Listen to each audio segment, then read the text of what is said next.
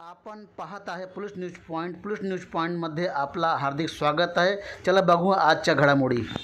आपल्या यूपीए सरकारने केलं हे अतिशय दुर्दैवी आहे आणि अतिशय खऱ्या अर्थाने हे एक षडयंत्र होतं, एक कारस्थान होतं आणि एक साजिश होती आणि त्यामध्ये या लोकांना गोवलं गेलं. परंतु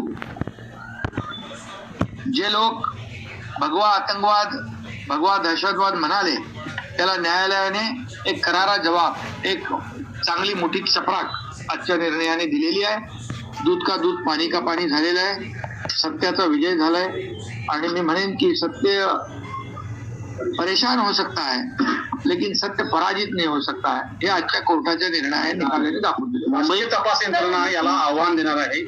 त्यांनी राष्ट्रीय तपास यंत्रणेमध्ये एनआयएच्या वतीनं स्पष्ट करण्यात आलं आहे, जोही मालेगावच्या संदर्भात निर्णय आलाय त्याला आम्ही उच्च न्यायालयात आव्हान देऊ. आता याच्या बाबतीमध्ये संपूर्ण कोर्टाने काय निकाल दिलाय, काय कोर्टाने फाइंडिंग आहेत, काय ऑब्झर्वेशन आहेत, या सगळ्या गोष्टी पाहूनच यामध्ये मत व्यक्त करणं उचित होईल. साहेब, मुंबई बॉम्ब असो किंवा मालेगाव बॉम्ब असो, याच्यामध्ये जे आरोपी आहेत ते सुटलेले आहेत.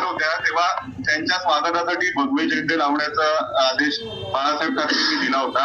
आज त्या पक्षाकडून अजून या विषयीच्या प्रतिक्रियेच्या भाषेत काय वाटतं? आता तुम्हाला माहित आहे सगळं मिश्रण झालेलं आहे, भेसळ झालेली आहे. त्यामुळे हिंदुत्वाचा विचार पुढे नेणारे, बाळासाहेबांचा विचार पुढे नेणारा पक्ष म्हणून आम्ही काम करतोय आणि जे जे काही या देशाच्या बद्दल ज्या चांगल्या घटना घडतील आणि जे दहशतवादी हल्ल्याच्या विरोधामध्ये, आतंकवादाच्या विरोधामध्ये जे काय घडेल त्याच्या विरोधात आम्ही आहोत. बाळासाहेबांची भूमिका स्पष्ट होती. देशप्रेमी जे कोणी असतील ते आपले आहेत आणि देश विरोधक जे आहेत, जे पाकिस्तान धार्जिने आहेत, ते आपले दुश्मन आहेत. साहेब, ही भूमिका आमची आहे. मालेगाव बॉम्ब स्फोटातील असो किंवा मुंबई बॉम्ब असो, सगळे आरोपी निर्दोष सुटलेले आहेत, पण मात्र दोषी जे आहेत ते बाहेर आहेत. हे तपास यंत्रणांचं हे अपयश म्हणायचं. आणि प्रश्न आहे की मग ब्लास्ट कोणी केलं? खरं म्हणजे त्या काळामध्ये जे काही दररोज ब्लास्ट होत होते आणि त्या काळामध्ये आपण हेही पाहिलं की बॉम्ब ब्लास्ट करणारे लोक सुटतही होते आणि म्हणून आतंकवादी आणि दहशतवाद्यांवर जी काही जरब आणि वचक, मग काश्मीरच्या खोऱ्यामध्ये असू द्या नाही तर मुंबईत असू द्या, बिलकुल वचक नव्हता. कारण त्या काळचं सरकार या देशद्रोह्यांच्या विरोधात कारवाई करण्याच्या ऐवजी या ठिकाणी मतांचं राजकारण करत होतं. हे दुर्दैव आहे. सर, तुम्ही राजधानी दिल्लीत आलात, खासदारांबरोबर 8 खासदारांसोबत तुम्ही बैठक घेतली. बैठकीमध्ये आणि मी हेही सांगेन की आता जे काही ऑपरेशन सिंदूर झालं त्याच्यामध्ये देखील सभागृहामध्ये चर्चा झाली आणि त्यावेळेस पण आपण पाहिलं असेल की भारताने जी भूमिका घेतली त्या भारताच्या भूमिकेबरोबर अख्खा देश उभा राहिला. भारतीय लष्कराच्या बरोबर अख्खा देश उभा राहिला. आदरणीय प्रधानमंत्री महोदयांच्या बरोबर अख्खा देश उभा राहिला आणि म्हणून सदनात देखील प्रधानमंत्री असू द्या, गृहमंत्री अमित शहा साहेब असू द्या, या लोकांनी जे काही जसं आतंकवाद्यांचा अड्डे उद्ध्वस्त केले होते आणि त्यावेळेस देखील हिशोब मागणारे काँग्रेस, किती मिसाईल पडले, किती ड्रोन पडले, अरे किती लोक आपली मारली गेली.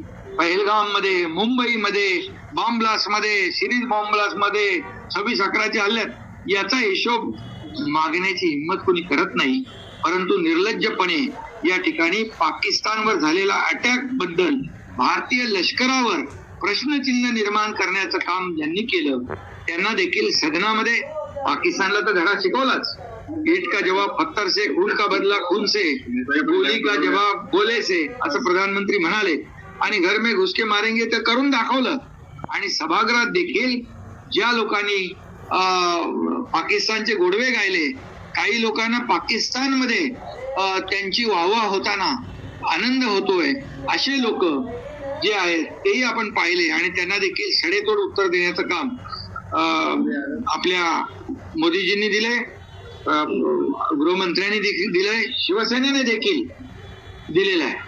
त्यामुळे जे ऑपरेशन सिंदूर असेल, ऑपरेशन महादेव जे आतंकवादी मारले गेले त्यांच्याबद्दल देखील विरोधी पक्षाने ब्र काढला नाही.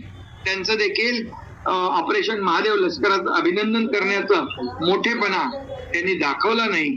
त्यामुळे या लोकांनी जेव्हा जेव्हा पाकिस्तान आणि आपला भारत हा जेव्हा भारत आणि पाकिस्तानचा विषय येतो त्या वेळेस भारताच्या बद्दल स्वाभिमान दाखवण्याच्या ऐवजी पाकिस्तानच्या बद्दल प्रेम दाखवण्याचं काम केलं. हे दुर्दैव आहे. पाकिस्तानची बोली भाषा काही लोक बोलू लागले, हे दुर्दैव आहे.